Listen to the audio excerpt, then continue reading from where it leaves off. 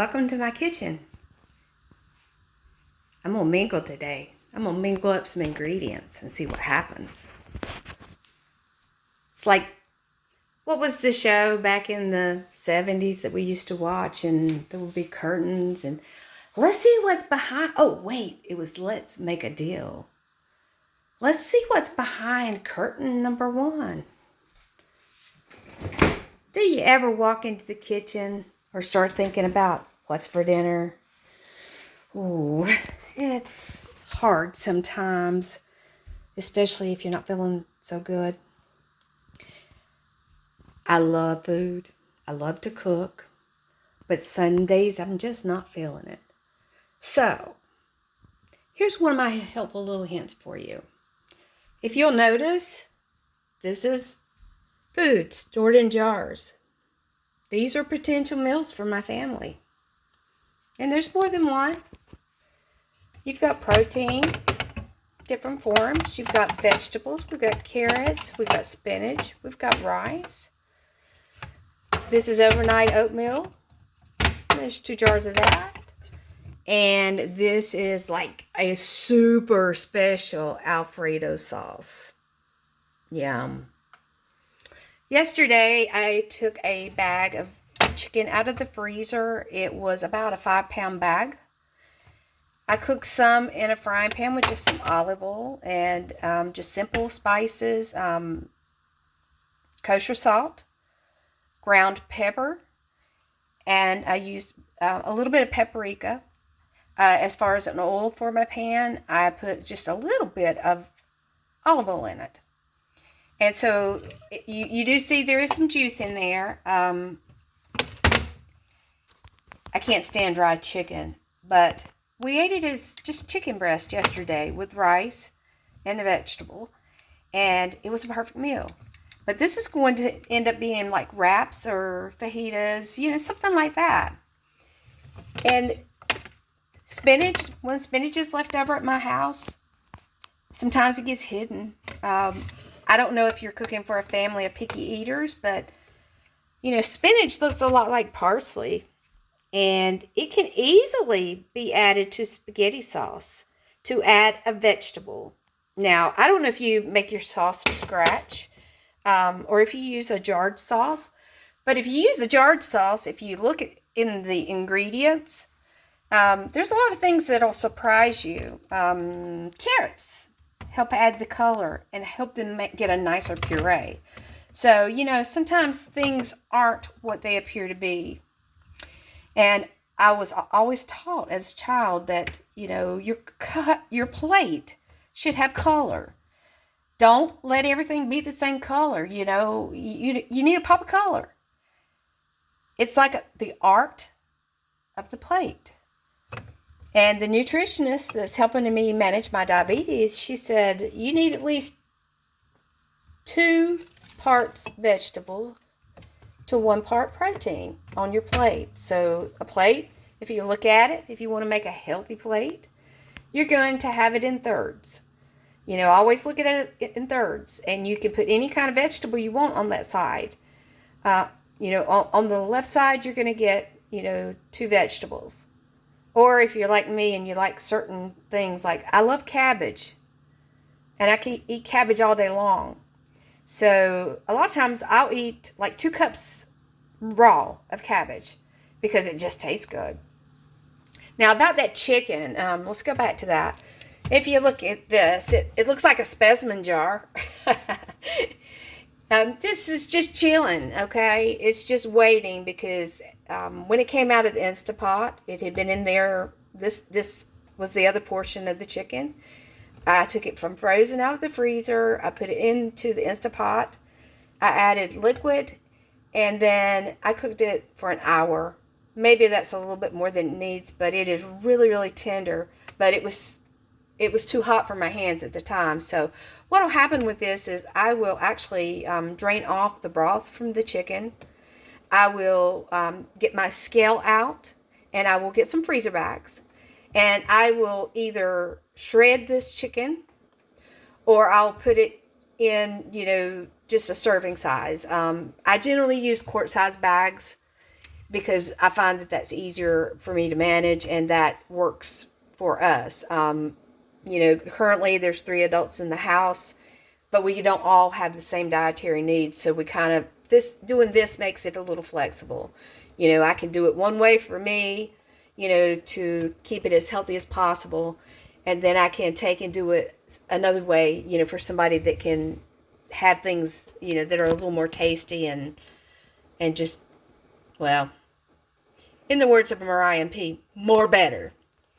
So that's what my refrigerator looks like. It used to be a quite different. Generally I have a lot of fresh vegetables on hand. I do keep fruit on hand. And then this is supposed to be the meat drawer, but it's kind of an overflow drawer for us. And I am not endorsing any particular products. I'm just showing you, this is the way I manage my kitchen, and this is the way I manage to make meals in minutes sometimes. Okay, so you've got your drawer full of tasty cheeses. Here, I have my boiled eggs. If you're doing a keto diet, or, you're trying to, just throw some extra protein in, use your eggs. Helpful hint for you. When your groceries arrive, if you want to make sure that you're not wasting any of your food, take a Sharpie and write the date that they expire. Now, my trick for eggs is, when I have groceries coming, I always take the eggs that are still in the refrigerator and I boil them. I peel them. That's quick salad material. If I'm not really feeling breakfast, all I have to do is grab an egg or two. And here's a leftover pancake. That was a special day. We had pancake mix downstairs, and we were checking dates, and it's like, oops, gotta use that. It's very important to take care of yourself, and to be able to take care of the people around you. And sometimes the way to do that is to cook in batches. Use your leftovers. I could make a lot of different meals, throwing some of these pieces together. Now, this sauce will probably get divided out and put into smaller containers because it's extremely rich. This was kind of like I'm going to clean the cheese drawer out kind of sauce. And it got lots of different lovely, tasteful cheeses in it. So, I can have a little bit of that, but I can't have too much. One thing that I do is, you see that things are in jars. If you do not see something, you forget about it. If you put it in a zip bag, it gets pushed somewhere. And, when you clean your refrigerator out, which for me, I tried to do on Wednesdays because Thursday is trash pickup. But, if you put your food in your jars, you're more likely to use them. Now, you see I use green lids. I do not go out and buy jars. Generally, I buy things that are in jars. And I particularly like to buy products that are in canning jars, just because they're a little more tolerant to temperature changes. If you get just some jars, if you put something warm in it, it's going to bust. It just happens. So you want to make sure that you're using a jar that does not have any cracks in it. You want to make sure that you let things come to a temperature where it's safe to put it in your jar. And then I don't use canning lids because I do not can. You see, I've got plastic lids on these. And this particular lid is off of a shredded, like your grated cheddar, your grated Parmesan cheese containers. And I love it because if I decide I'm going to have this as an add-on for that's enough for one person right there. And if I decide I want to use this in a quick meal, all I have to do is unscrew the lid, pop the tops open for ventilation. And that serves two purposes. One, it does not splatter my microwave, which means I have to clean it more often. Two, it makes it easy. And then if you've got something like in the carrots, you see there's fluid in there. If I want to, put that on the plate, I can take it directly from the refrigerator and put it in the microwave. From the microwave, I can go ahead and serve it onto a plate. But if I want to drain some of this juice off, or the liquid, I can use the whole part. And pardon it, yeah, it opens, it does. The struggle is real, folks. Oh, there we go. We got it. Okay, so if I want to use that as a benefit and a help to myself, so that I'm not making a messy plate for whoever's getting it, I can drain the liquid off. And that liquid will be gone, and the carrots will be ready to serve, And when I cook carrots like this, they are fresh peeled. I will sit down, and I have to do it on a day that I have good hands. As I've already told you, my hands sometimes are have a mind of their own. They do what they want to do when they want to do it, but some days it's rough. And so, if I have a day where I can peel and chop, cut, I do it. Otherwise, I try to do things in advance. So when I'm having a bad day, if I want to make a salad, I've already got everything kind of ready, prepped, cleaned, ready to go. And it takes as little effort as possible. And that's one of my helpful hints for you today. Make your plates pretty, make people think that you really spend a lot of time putting that meal together. And, you've taken care of yourself. It's self-care. We have to eat. We need to eat healthy foods. We can have junk food. It's wonderful. It's good. It makes us happy. And there's nothing wrong with doing that every once in a while. But we can't do it every day. Our bodies are ours. If we do not step up and take care of them, they will not take care of us. You have to be actively getting up and taking care of things that are necessary. And this is just a little bit. Do you think this took a lot of time? I was actually watching my favorite people who stream on Tuesdays, Thursdays, Sundays, and Mondays. And you know who you are. But I was watching them while I was prepping this meal. But this is not just one meal. If I had to, just looking at it and looking at what my package told me, I probably have a good 6 meals here. And if I decide to make chicken pies or some kind of chicken casserole, I can extend that even further. And I don't know about you, but the cost of groceries alone has gone up tremendously. Now, I love to cook, but some days I don't feel it. Some days it's a soup day. And for those kinds of days, I have frozen soup in my freezer. If it's a cold and rugged day outside, I will say, Bill, what you want for dinner? Bring something up from the freezer. And, he'll have a choice. He has beef stew in the freezer. There's chicken noodle soup in the freezer. There's always vegetable beef in the freezer. And those meals are lifesavers. When it comes to trying to, manage our house, if we work together like that, it really makes a difference.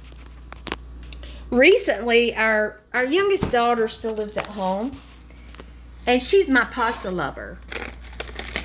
And, she used to come home and she would just cook enough pasta just for that meal. But I said, Zoe, you're working a full-time job. You're going to school. You really need to start, trying to make the most of your time and your energy. So instead of cooking just a part of a box, a portion, we cook a whole big pot.